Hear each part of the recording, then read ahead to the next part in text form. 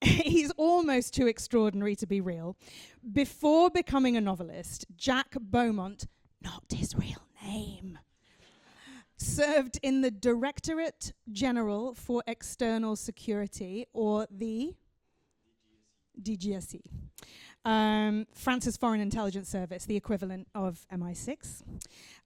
Before that, he flew Mirage fighter jets for the French Air Force until a catastrophic accident ended his career as a pilot and unexpectedly opened the door to a second life in intelligence. Now, you moved from fighter jets to special ops, am I right? Good? Sure. So I used to fly some jets. Yeah. And I had my flying accident. Sorry for my French accent, by the way. Never apologize for a French accent. My goodness. My goodness. And then I was moved to Special Forces, and I did 3 years in Special Forces. I did the hunt of the Serbian war criminals for 3 years. And that's where I was selected by the DGSE and then joined the DGSE after that.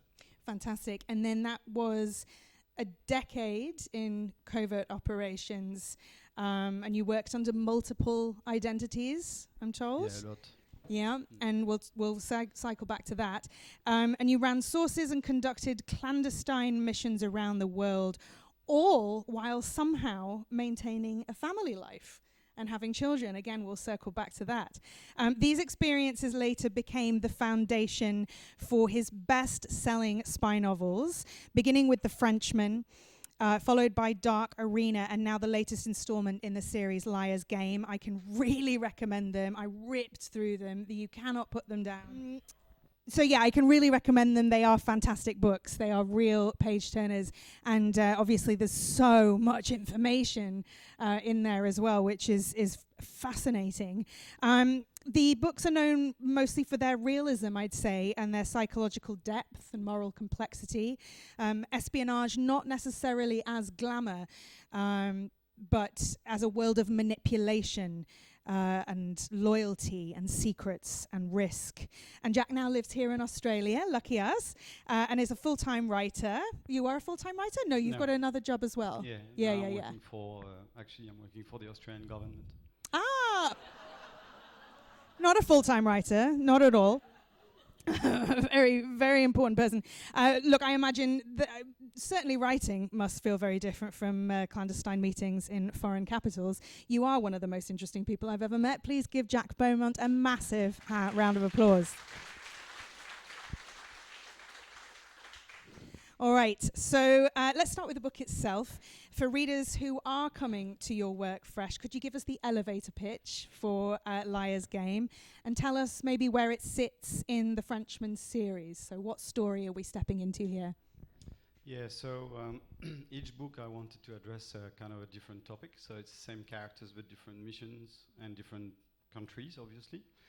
And for Liar's Game, it was all about cyber criminality and basically the relationship between China and India. That was the main thing. When in Dark Arena, it was about all the gas battle on the Mediterranean Sea, which leads back to the actual situation between Russia and Ukraine. Okay. And the first one was biochemical weapons with Pakistan. And let's talk about, that sounds a bit better, doesn't it? Yeah, good. Let's talk about the main character in these novels, Alex de Payne. And he is a French intelligence officer whose mission quickly spirals out of control. Who is Alec at the beginning of this story, given that we are here to talk about this book in particular? And what kind of pressures is he carrying before the book even begins? Yeah, so for the third book, so for Liar's Game, Alec has been in the company for 7-8 years. His marriage is under massive strength. The kids are getting older, so start to understand a bit what's happening. And he's kind of realizing that that job took a massive part of himself and really dragged him down to the to the darknesses of his own soul. And so he's really on the edge of whether or not he's going to continue that job. So that's where he's at the beginning of number 3.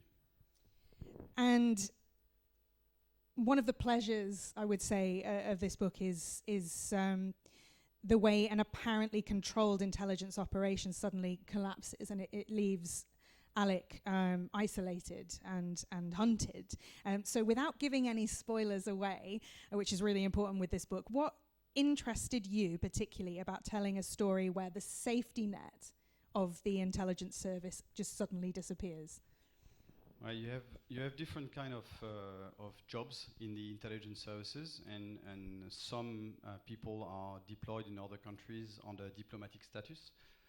Usually they are declared in the countries and they're working at the embassy under second secretary cover or something like that of the embassy. And the worst case scenario for them, if they are detected doing something which is not compatible with their diplomatic status, they are kicked out of the country with their families, but they're not, they're not going to jail, they're not tortured, they're not, that kind of stuff. And then you have another kind of job, which is what I was doing, where you are not declared in the country and you're doing clandestine operations under false identities. And the rule basically is that people doing that job are gonna go very far and very deep in what is illegal and forbidden, and so you have higher, really high risks to get caught, basically. Yeah. And if that happens, as you're not a diplomat and as you're not declared, usually the company or the French government would say, well, no, he's not working for us. Right. So they would drop you, basically.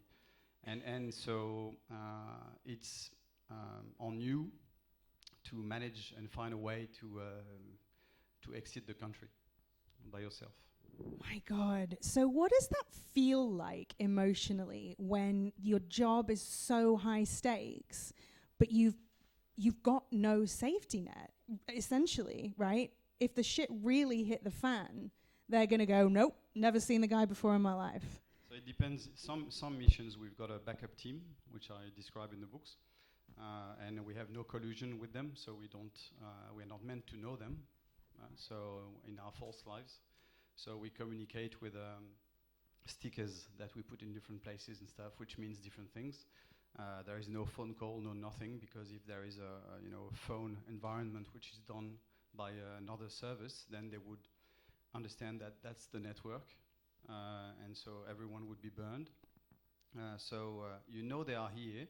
And depending on what is briefed before the mission, that if the shit really hits the fan, then they have a planned exfiltration for you, or you know where to go. That they are overwatching you and they're gonna take you out. But some other missions, you're just by yourself. So if something wrong happens, no one is there to help you. And how does that feel? It's exciting. Yeah, really? It's well, it depends on the countries. Depends on the countries. I can give you an example. I was in a country. Sorry, I don't want to hurt anyone or shock anyone, but that's the reality of the world, unfortunately. I was in a country where people were hanged on the light poles in the street. And I had to identify. They were kidnapping some older students protesting, and putting them in secret jails in the city, where they were used as guinea pigs for bacteriological weapons. And my job was to find out where those prisons, hidden prisons, were, and try to infiltrate one of them, and that kind of stuff. Wow. And on the last week, my room where I was staying had been checked 5 times, so I knew that 5 times some people came into my room. I was followed all day long. I was sleeping with a gun, etc. And so I knew it was time to leave the country, because otherwise I would have ended up on the light pole. So you need to evaluate the tipping point where you can still manage your mission, and when it's becoming too dangerous, and you have to drop it. Far out. Like, as you're saying that, I'm also like, I'm imagining you in that situation, you know, sleeping with your gun next to you, and then I'm overlaying it with this situation where you're sitting in a community hall with a bunch of book lovers. I mean, it's quite the delicious contrast, isn't it? Let's go back to what you were talking about family and children and fatherhood. What I found especially compelling about Liar's Game in particular is that the danger in the book obviously isn't just professional. In fact, that runs through all of the books, doesn't it? It starts out very, very clearly in The Frenchman. Alec he's trying to protect the people that he loves, as well as you were saying before, kind of working for a much larger sort of concept, really. You were saying earlier that you don't work for a country or for a person necessarily. It's more for like a kind of a common. What would you say? How would you describe it? It's a much longer lead time than a presidency term. Yeah, right. So you're not doing everything you do for a particular person or for a president. Yeah. You're doing it for, on the long term, basically fighting against the bad people and stopping them from, planning some terrorist attack in your country. So it feels wide. It feels much bigger even than a kind of a president or a particular leader or even a country. It's just so much bigger than that. But he's also fighting for this microcosm as well, which is his home. And we see that threat playing out in a lot of our most popular spy thrillers, I would say. This thing of home being both what the hero is trying to save and also a place to which he doesn't really belong necessarily or can't go back to. The reason why we have false identities, so I had 5 different identities all the time, permanently, and each time I was burning one for a mission. Then when you come back, this identity disappears and you recreate a 5th one. So you turn all the time on 5 different identities. And the issue is, and the reason why we do that, because we are not declared on the diplomatic passport, is because the bad guys you're fighting against, their main goal will be to identify, if they understand who you are and what you're trying to do, will be to identify your real name and your family. And then they get to your family. And then they can leverage you on your family. So the purpose is to protect your family, and that's why we have false names. It's not to... it's not to play James Bond and arrive in the lobby of a hotel and go, my name is Bond, James Bond, right? It's really a safety for the family. But the issue with that is that you have so many different identities. It's like an actor, game, and then you come back home, but you because to be good at your job as a spy in the other country, you need to convince yourself that that's your real identity. Because if you are arrested and tortured or interrogated, it has to be credible. So you need to really force yourself to believe in that identity. And so when you come back home, actually your real yourself just becomes an additional 6th identity. And you play the game of that identity the same way you play the game of the other identities. And that's where you start to lose yourself. Oh, let's talk about that some more. That's so fascinating to me, because I did wonder whether, having 5 identities on the go at once, what that does to your core sense of self, and whether or not you feel that core self is more fluid, or if it does kind of become more defined and you cling to it more. But it sounds to me like what you're saying is it just becomes yet another outfit that you wear. No, you try to lock your real identity and your real self. You know, it's like the Russian dolls, you know, and mamushkas. Try to lock it down at the very last one in the secret safe in your mind and in your soul. But it's so deep and it's buried so deep that sometimes at the end you're having a hard time finding the way to that tiny mamushka. And what is the way to that tiny mamushka? I find you. I mean, at some point you have to stop. So normally, what I was doing, it's 5 years max on the field, because they consider that after 5 years, it's becoming morally or psychologically too hard. And I did 8, and at the end, I was looking at myself in the mirror, and I was thinking, you know, at first I was thinking I'm a monster. And then I was thinking, who am I? Right?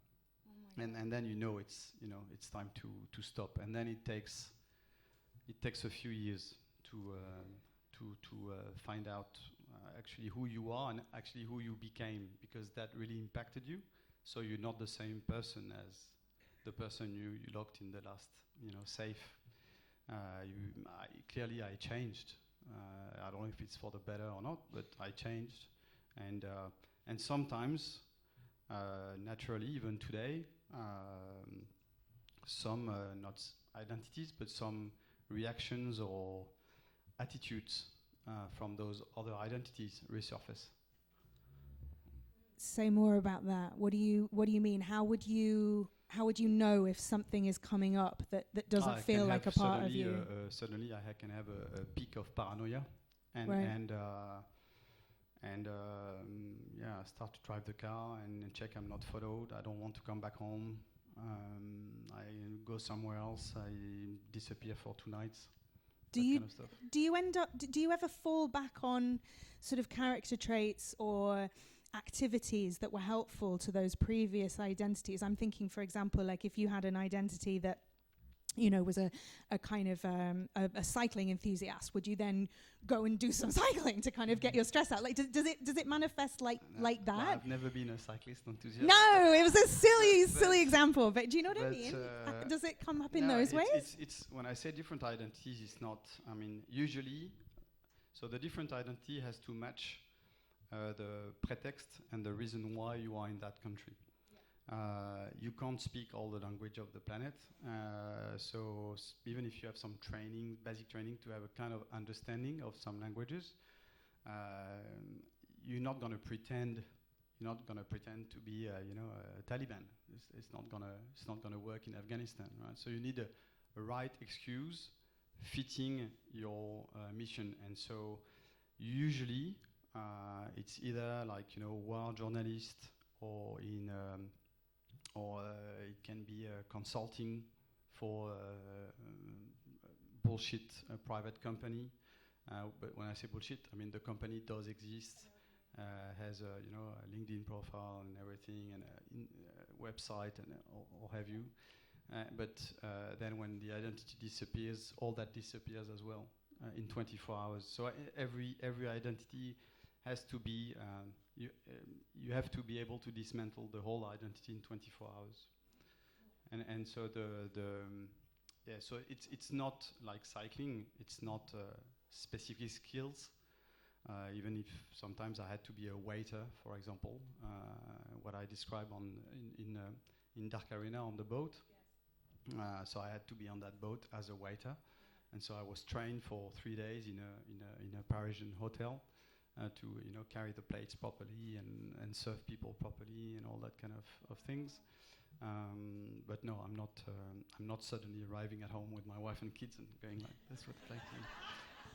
I mean, I just find it fascinating that because that is not anything that any of us, I wouldn't say. I mean, other spies, please stand up now. But like, we don't have any experience of that. That is so wildly unusual. Can you tell me, just while we're on that, can you tell me a little bit about how that affects you going forward? You know, you're now living in Australia, you're a novelist, you know, you're a family man, you're a husband. I mean, answer this in any way you feel comfortable. I don't want you to overshare if you're not if you're not happy with it. But how does that affect you, and how do you work with that moving forward? I mean, I'm guessing you have to have a fair bit of therapy. So I tried to have a therapy. The issue is that when you arrive and sit in front of the doctor for the first time, and they say, "Well, you know, what's your problem?" and and you say, "Well, you know, I used to be a fighter pilot, Air Force dogfight, air-to-air dogfight. Then I crashed a jet. I survived. Then I was special forces, and then I was a spy." You know, they go like, "Yeah, right, okay." so yeah, Simple. yeah. So my therapy now is actually ice bath. Mm. So ice bath really helped me. So when I train, after the training, I jump in the ice bath, and when I some days when I'm struggling because some things are resurfacing, I push myself to stay longer in the ice bath. That's what I do. And of course, another way that you have dealt with certain elements of PTSD is through writing. Yeah, so why don't we talk a little bit about how you came to writing and what the purpose of it was originally? Yeah, so it's as I told you before. I mean, what people don't see, or because it's of course not in movies, spy movies, because it's not very sexy. But actually, as spies, we spend a lot of time writing because everything has to be documented. So everything we do, just having a coffee with someone, you have to describe when you come back on you type your report at the third person, and you describe, the person, the coffee, how this person arrived, how she or he behaved, how you arrived, who you were for that meeting, etc., etc., and all the body language reactions and what you've been learning on that person and everything. So each time you come back, you write a novel. I mean, you write a chapter. So writing was not the thing.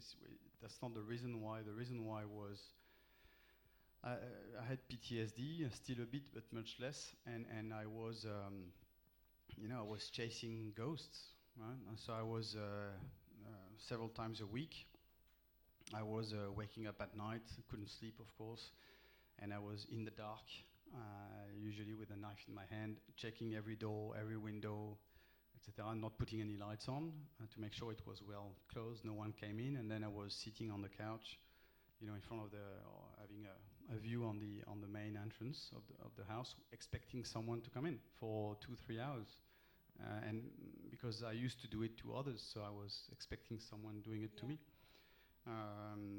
And then I had all those nightmares waking me up, and which is the worst one was the beginning of The Frenchman. So even if I'm not meant and not allowed to tell real stories in my books, and they are presented as fiction, they are very, very close to reality, specifically The Frenchman. Why? Because I wrote it without thinking it was going to be published. I really wrote it for myself as a pure cathartic process. And so I had a beer with a mate of mine in Sydney, and he said, I was telling him about my nightmare, which is the beginning of The Frenchman, and he said, you should write it down. You really should write it down. It will help you. Because of course my wife didn't want to hear about anything that I did. It was the deal from the very beginning. When I announced her that I was joining the Secret Service, we were doing some shopping in IKEA. Again, what a contrast! And the test to join, they last for 1 year. So the selection process is during 1 year. And I didn't tell her that I was doing the selection, the test, because I thought if I'm not selected, there is no point, So for her, I mean, she knew me as a fighter pilot. Then she knew me, when I had my flying accident. She knew me, special forces, etc. And so she thought that, now I was gonna, cool down and find some normal jobs. And so I didn't tell her, and we were shopping in IKEA, and I received that phone call saying, you've been selected. We're expecting you on that date at this address at 8 a.m. Don't be late. I hang up the phone. Oh my God. And so I was like, all right. And she went like, what's happening? I said, I actually, I didn't tell you something. So I applied for something, and apparently I'm selected. And she went like, what is it? I said, well, apparently I'm going to become a spy. And so she went like, come on. She's like, oh God, can you just flat pack these shells first, for God's sake? Exactly. And then all the way back from IKEA in the car, she was pretty pissed off with me. But and then she said, look, fighter pilot, okay, special forces, okay, but that world, I don't want to hear about it. No. It's too dark for me. I don't want to have it in my life. I don't want to have it in my mind. I don't want to carry the burden on my shoulders. So it's all yours. I don't want you to talk to me about it. Yeah. And as long as you're happy, I'm fine. But the day you're not happy anymore, I'll tell you because I will see it. Yeah, and right. you will have to stop. And is that what happened in the end? I think she was telling me for already 2 years that it was time to stop. But yes, it was very hard. I mean, for her, it was very, very hard because when you do that job, you lose all your social network, all your social life. They authorize you to declare 5 friends, close friends, to who you are allowed to say, I'm in the DGSE, but of course not what you do, where you're going, and that kind of stuff, all the details. But you have to declare those 5 people. And those 5 people have to be vetted by the DGSE. So there is, they are being photoed and everything for 6 months to make sure that they are clear enough so that you can tell them you are DGSE. And it's actually quite confronting when the internal security of DGSE comes back to you and say, those 3 people you can, those 2 you can't. Wow. And you go like, okay. And when they are good friends, right? What do you do? How do you then separate yourself? I don't really have the choice. It's a part of the you deal. Just cut them dead? No. You cut them down, slowly and nicely, but you can still see them, but you're not going to tell them you're the GSE. Right. And the one who are vetted, then you tell them. One happened to me, very old friend, and I said to him, we need to have a coffee. I need to tell you something. And then we sat, and I said to him, I've been authorized to tell you that actually I'm not in the Ministry for Defense in an office. I'm working in the DGSE. I can't tell you what I'm doing, but just for you to know so that we can, talk. And he said, well, if it's true, you're not allowed to tell me. Normally, you're not allowed to. I said, yeah, I am, because you've been vetted. And he went like, what do you mean? I said, well, for the last 6 months, they've been following you, listening to you. Oh my God. And then he went like, so basically you dropped me under the bus so that you could unload your mind. Wow. Right? And you allowed people to dig into my own life so that you could feel better. And I've lost, of course, that friend. I'm sorry. That's such. But for my wife was the same. And how did you feel about that? Were you like, yep, fair enough, or were you kind of heartbroken, or? It was fair enough. Yeah, clearly. Yeah. Oh, it was very sad, but when I left, I tried to recontact him, but the trust was gone. Oh my God. And then all the friends you meet after, even after you leave. In my life after DGSE, all your new friends, because you're allowed to say when you leave, you're allowed to say I was in DGSE, not the details, of course. And then people think, so if he was a spy, maybe he's using me, or maybe he's lying to me. There must be something behind, it's not, he's trained to lie, so he's not his real himself right now. And so it's very hard after to recreate. So you lose all your relationships during that time, and then when you leave, you think, finally I'm going to be able to have a social life. But it's very hard to recreate one, because people generally have a hard time or take some time to trust you again. And so and for my wife, because while I was away, I mean, she was by herself with the kids, and when I was coming back, everything is a threat. So I remember once I came back and she said to me, at school, there is this very nice mum. Our sons are in the same class, and while you were away, I had some, few coffees with her, and she's very nice, and clearly one of those days they're gonna invite us to have dinner at their place, blah blah blah. The life, normal life. And immediately I went like, how did she approach you? Have you seen her before? Which coffee did you go? Was it always the same coffee? How far was it from school? Was it more than 10-minute walk? What kind of question she asked about me? Have you seen her car? Have you seen her husband? Have you seen the ID plate of the car? Did she come to our place? All those questions. And my wife was like, stop! I can't leave like that. Huh? I just can't. Oh my God! Can we please get Jack's wife in next time? I would really, really like to have a conversation with her. Far out. That is just extraordinary. Again, I could talk about this forever. This is incredibly interesting. I want to move on just quickly to craft. And we were talking just earlier about, obviously, you've said that you started writing The Frenchman because it was cathartic for you. It was in some part of your PTSD healing process. It was good for you. And there would have been things about your personal experiences that you needed to kind of excise onto the page. When it becomes a kind of a publishable piece of work, what then needs to be changed or taken out? And what does it mean for you to kind of want to write about something when there's so much you can't disclose? What kind of world are we getting? Like, is it truthful? Are you lying to me right now? No, it's so when you leave the services like this, and you decide, a lot do actually, you decide to write a book. A lot of former spies are usually, writing a kind of autobiography, and I did this and I did that. And that's a very big mistake. Okay. That's something, and I'm not even talking about the legal aspect of it, just it's a very big mistake because in intelligence, your mission is only one tiny piece of the puzzle. And so usually you don't have the full picture. And so when you start saying, I was there, I did this on that person in that country, you can actually, without even knowing it, put at risk some people who are still in the field on the same operation, but in related actions, and put at risk all the people you've been meeting during that mission.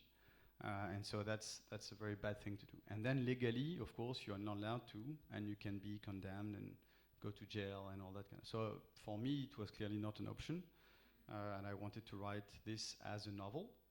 And what I did is each time I was writing something, even the SPYCRAFT, and the way we communicate, the way we enter our country, and all that kind of stuff, I was making sure I was checking before in open sources that someone somewhere already kind of described it. So it was not me revealing it. Wow. And the story itself, especially for the Frenchman, I mean, he's married, he's got 2 boys. It's because I wrote it for myself. Yes. It's clearly me, the main character. Which is very common for novelists. The first one is often very autobiographical. Personal, yeah. And so in terms of story, let's say it's 95% true. Yeah. Wow. Let's just I know you don't want to I don't know. Shall we talk about it? The beginning of The Frenchman? Oh, you can. Yeah. I don't know I mean, it's the first book, and it happens really early on, so it's not. I wouldn't say it's a spoiler at all. But it is really interesting to hear you talk about how you fictionalized something that did actually happen, and what kind of things had to change in order for it to be published. Yeah, well, So sorry for if it's. I don't want to again everyone to have nightmares tonight. It was my worst nightmare, my worst memory. You don't have to talk about it if you don't want to. I mean, you've written about it, but yeah, but it's basically I had to recruit someone from another country. He was married, young kid, 2 years old, and we kind of became close because I saw him for a bit more than 1 year. And he was showing me pictures of his kid, etc. He was very proud of his son. And I had to approach him and recruit him because he was working on very sensitive things. And basically the leverage was coming from a really not so nice country. The leverage was for him to give us some intelligence on the development on this program he was working on for between 3 to 5 years. And then after those 3 to 5 years, he, his wife, and his kid would have French passports and being, hidden in France with another identity and protected and have a decent job and so a new life. Right? So everything was working really well. The intelligence he was giving was really good, and then I saw him one day in another country, and basically, long story short, the internal services of his country, there was a leak somewhere, we don't know where, but there was a leak, and the internal services of his country pretended to that his in-laws were seriously sick. And so the in-laws gave a phone call to his wife, their daughter, saying, "You have to come home. Dad is very sick. You have to come home." And stuff. So she, of course, didn't think it was someone behind. So she went back home with the kid. They were arrested at the border. Then she called him. They forced her to call him, knowing that both of the parents were killed by the internal services after they gave the phone call to her. And so she called her husband saying, "You have to come back immediately. Dad is very sick," etc. And of course, it was not true. He came back, so that's when I saw him last. And I know he knew, because when we split it, he said farewell. So he knew something. He knew we were not gonna see each other again. And so he came back to his country. He was arrested at the border, and then he was taken to a basement where his wife and kid were strapped on a chair, and then they basically tortured the three of them before killing them. And he gave, while being interrogated, he gave everything about my identity and how to contact me, my name, where I was meant to live, etc. All the what we call the liaison plan, so how to basically make me come to the meeting. But we had another source inside those services, so we knew what happened. And I came back home that night, and my two boys were 4 and 2, and they were having a bath. And I just couldn't help, visualizing on my own kids what happened to his kid. And then the following day I went to see my boss, and I said, "Well, I'm going to dismantle that identity in 24 hours. And he said, no, you don't, because we mustn't burn the other source we have on the other side, because if we dismantle the identity, then they're going to know we've got someone else. So they're going to pretend he's still alive, they're going to contact you pretending it's him, and you're going to have to go to the meeting, because otherwise they will know that we have someone inside." So I had to go to the meeting with a dead man, basically, knowing that I was jumping into the lion's tent, and when I arrived at the meeting, of course, no one turned up because he was dead, and then I had a backup team, and immediately in the earpiece, they identified a whole dispositif around, basically to identify me and my real identity and my family. And you know what they do to families. So so that was one of the missions, but this one specifically because I was really, I guess, too close from that guy. And the kid in reality was 2 years old, and the publisher said we have to change it for, I think in the book he's 7 or 8 years old, because otherwise people, you know, wouldn't. Even on Amazon or that kind of stuff, some people are commenting, you know, how can you have such a twisted mind that you invent so horrible stories? You know, I'm like, well, I lived it. Yeah. It's a true So story. Yeah. thank you for sharing that, because I truly don't know how you can do these kinds of events and you know, tell those stories again and again. I don't know if it's cathartic for you or if it's very difficult. So or the first book really helped me. Yeah.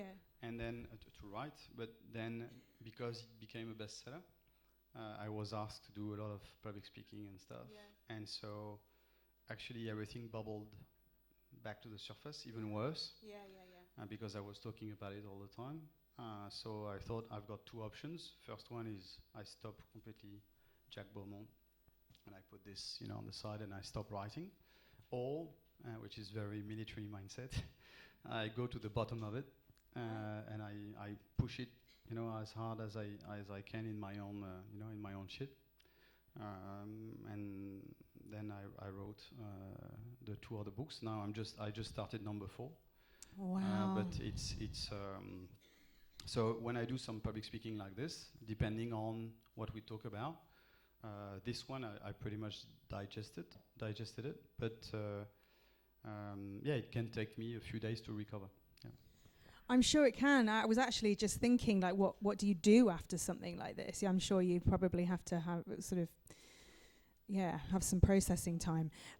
We are running out of time, and I hate that because I swear I could sit here for hours. And we want to be able to give you guys an opportunity to ask as many questions as you can. Jack, we usually would use, we would have about 15 minutes, and Jack was like, no, we're going to need a lot more than that because usually there's a lot of questions. So if you do have a question, we've got Benny here and some other volunteers with roaming mics. So do pop your hand up and feel free to ask any question. If I can't answer, I will just tell you I can't answer. Yeah, there is a matter of sensitivity as well. There are things that Jack will not be able to answer. Thank you very much. That's fascinating. I was wondering, given artificial intelligence, face recognition and all the rest, how people manage different identities in the current world. Yeah, so that's a very good question. It's very complex. All the biometric systems, facial recognition, fingerprints, iris, all that is very complex. Before we could enter a country with another identity,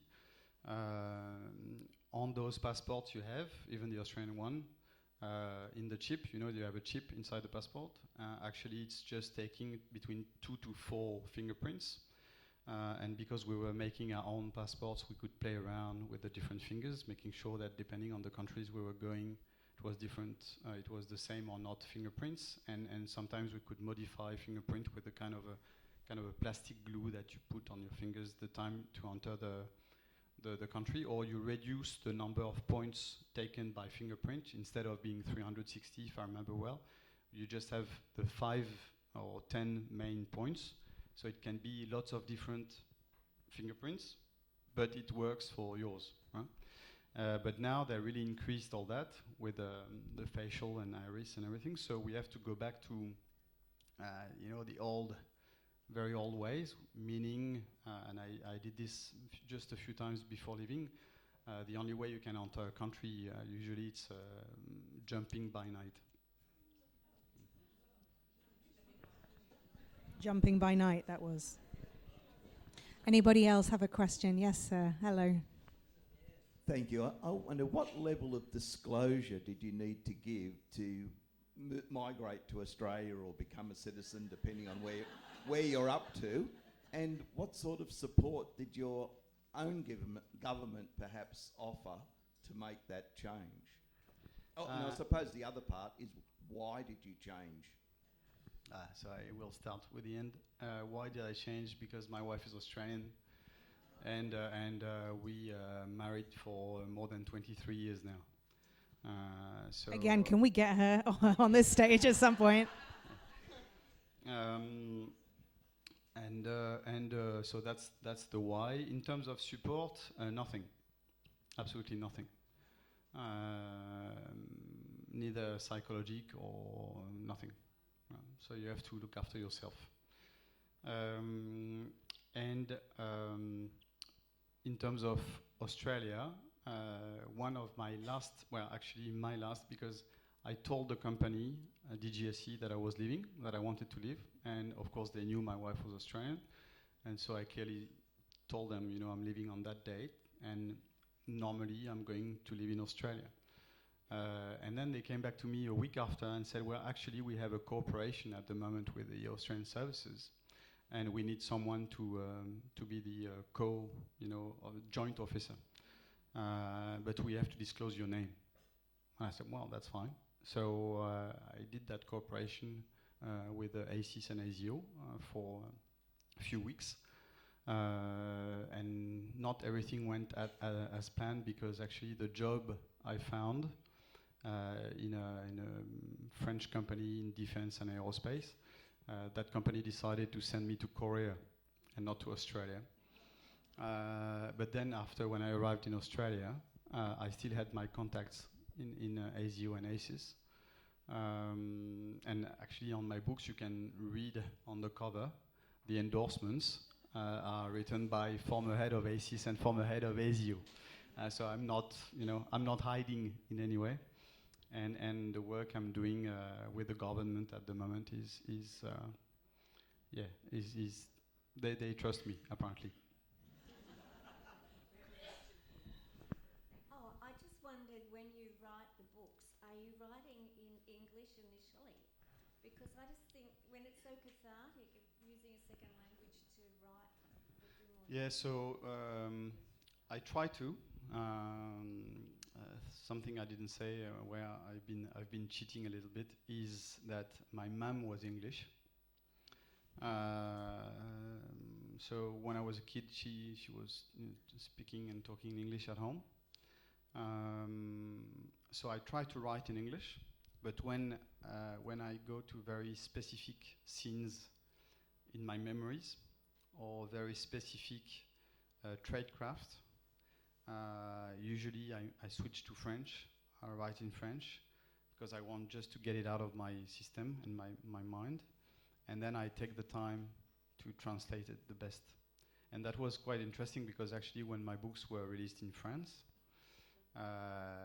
so you had a translator translating my books, and when it came back, it was very different than what I wrote in French. Yeah.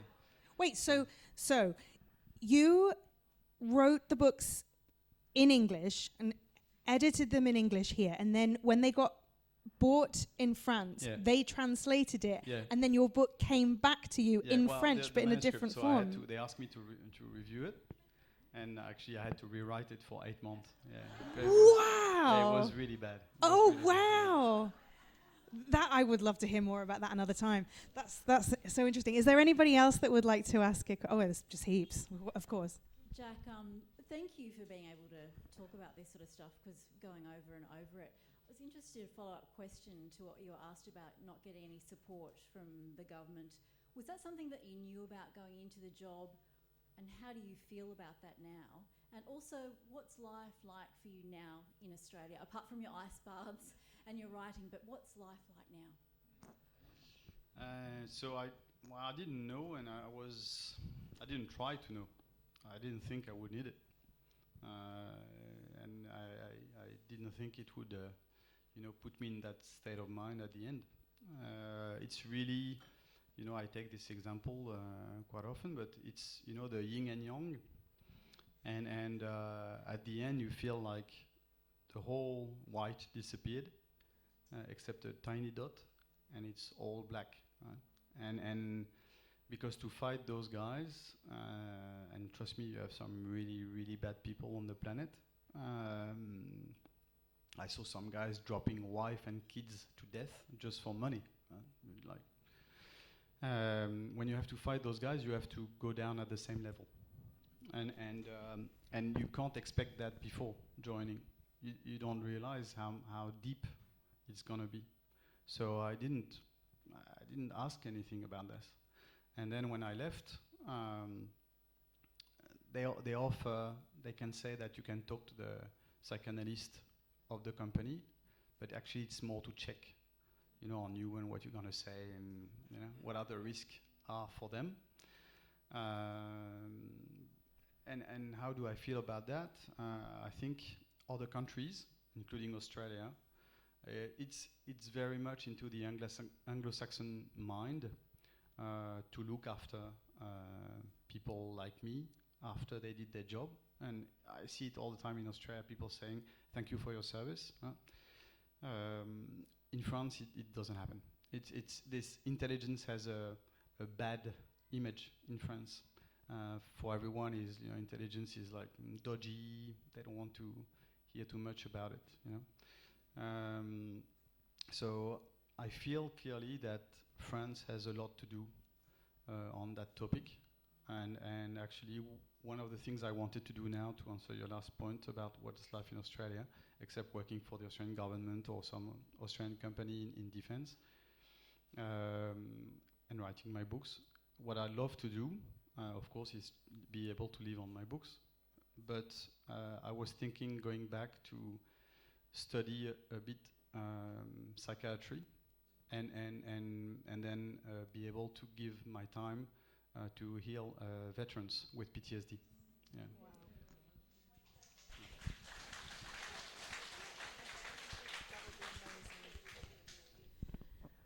Wow. So Jack, hello. Where are we? My question is why? Why did you do it? Was it love for your country? What was it? 8 years in the field. Why? I think it's, when we recruit a human source, there are 4 leverages to manipulate someone, and everyone here has at least one of them. This is what we call the MICE, M-I-C-E. So M for money, I for ideology, C for coercion, and E for ego. And so when we do, before entering someone's life, we do what we call an environment. So we enter that person's life, house, photo, etc., to identify the mice on which we're going to leverage that person to manipulate that person. And it works for everyone. Everyone. Right? It's very hard sometimes. I won't name any specific nationality, but when you show, a very rich mob guy, Russian mob guy, a picture of him with a prostitute, he's gonna say, even if he's married, he's gonna say, oh, nice picture, can I keep it? And it's not about money because he's got plenty, and he's got no ideology because it's all about himself, and it's usually about ego that you get him. And in a way, all of us also, in a way, are recruited on ideology. And I think that the way it's done is very progressive, because I was a fighter pilot. That was my dream when I was a kid.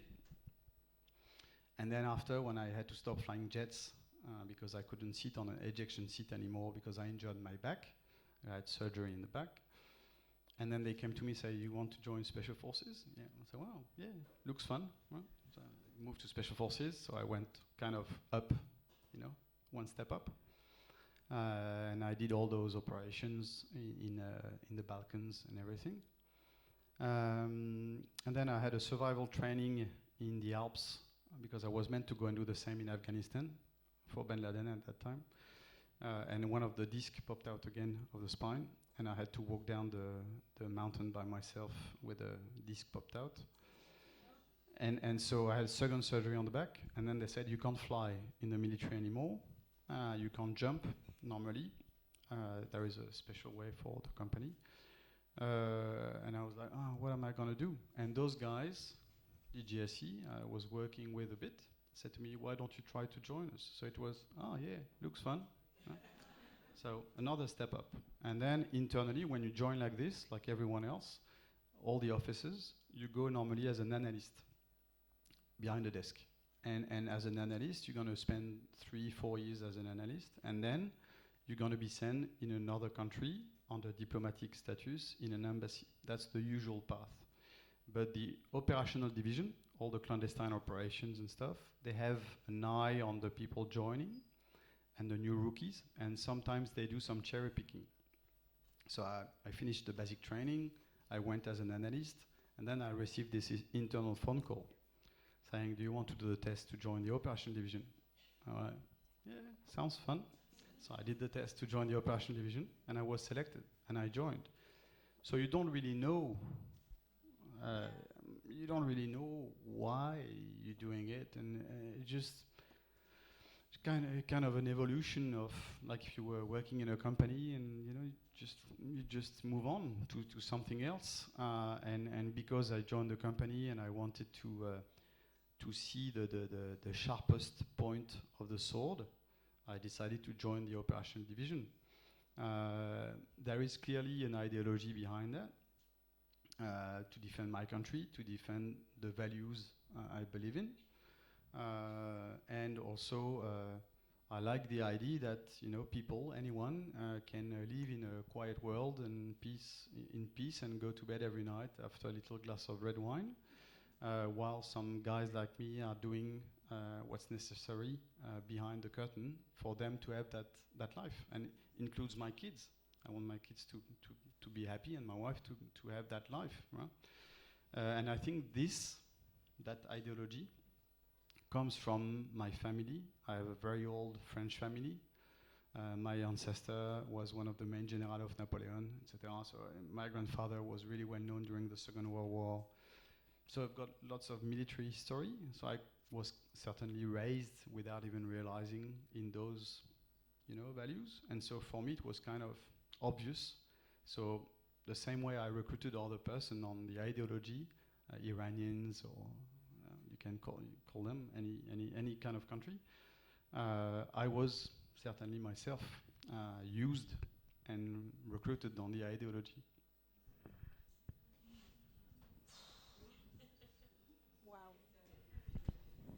Wow. Do we have another question? Yes, hi. What is your assessment how safe you are in Australia? It depends in which pub.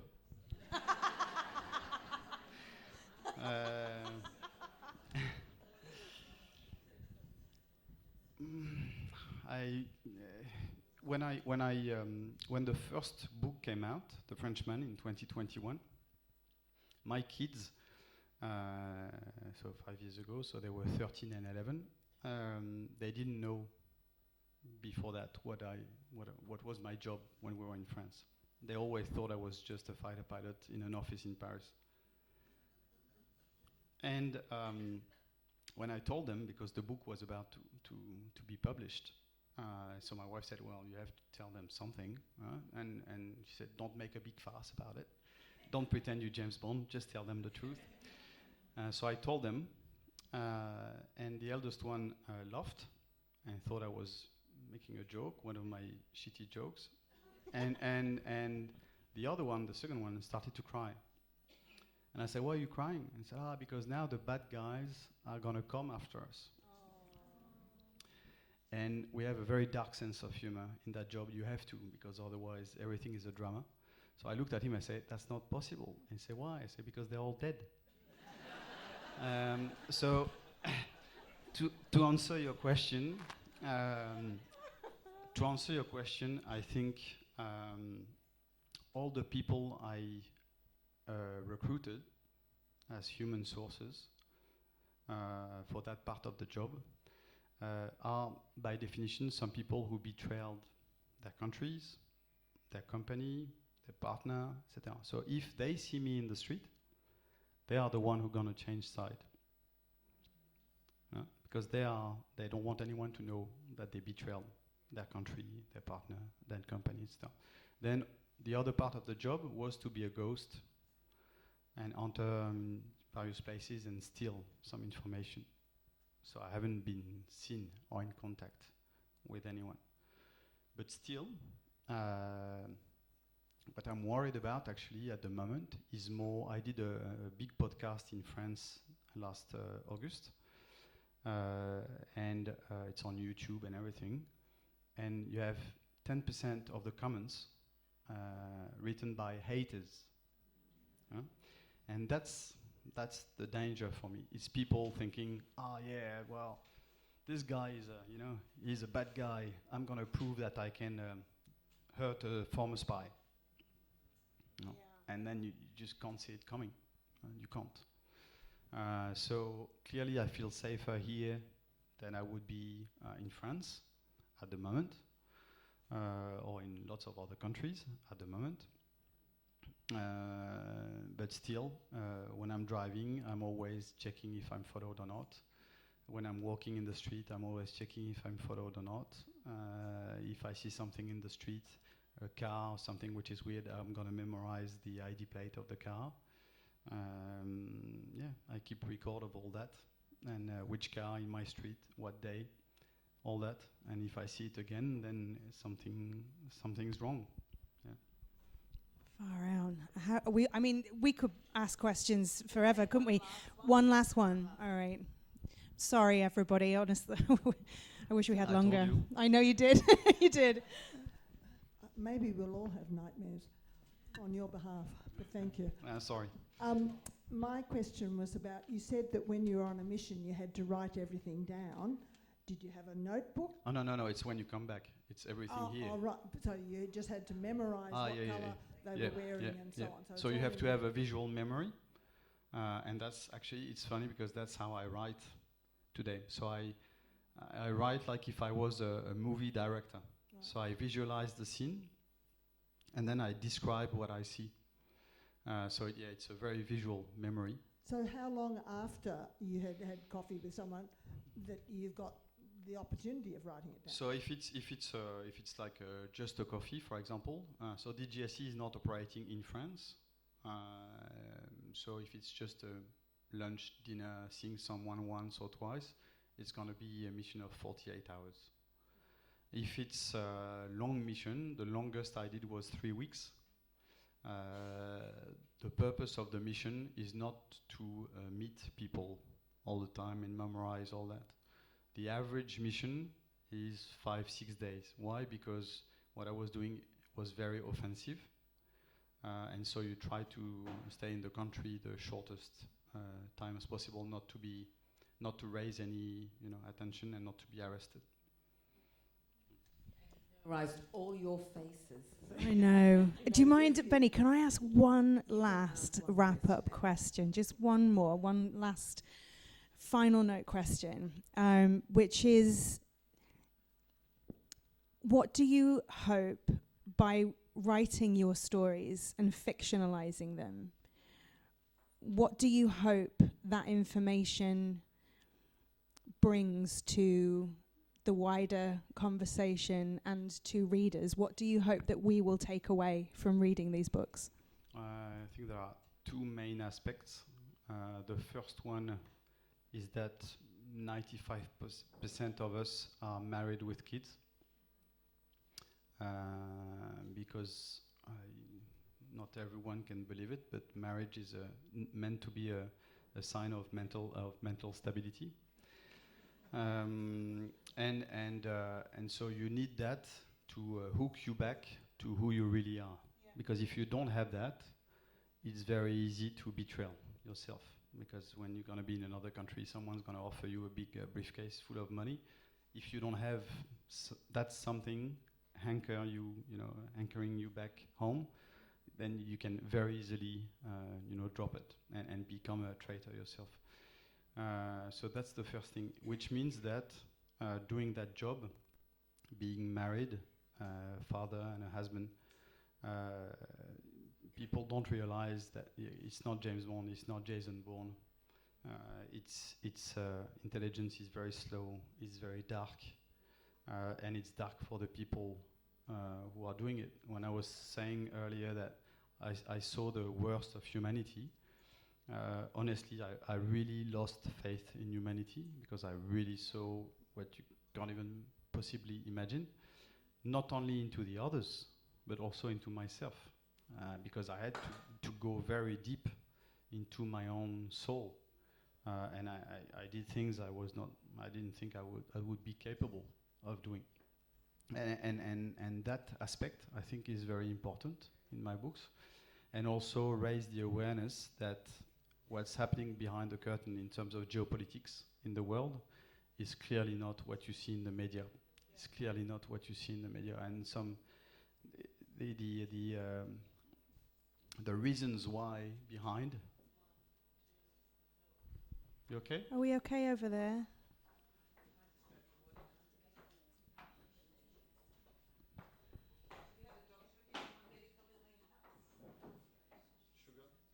Yeah, give us sugar.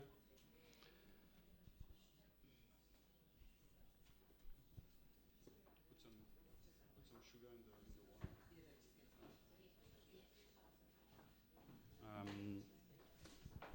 So yeah, so that's those things. I think that it's not what you see in the media, and things are much more complex than what people can imagine. Much more complex. Goodness me. I mean, I just want to say quickly before we hand over to Benny that I wasn't prepared for this level of complexity and depth, and I feel really, I feel changed on a cellular level by this conversation, and I just want to thank you from the bottom of my heart for sharing the way that you've done, and for Thank you. all that you've done and all you are.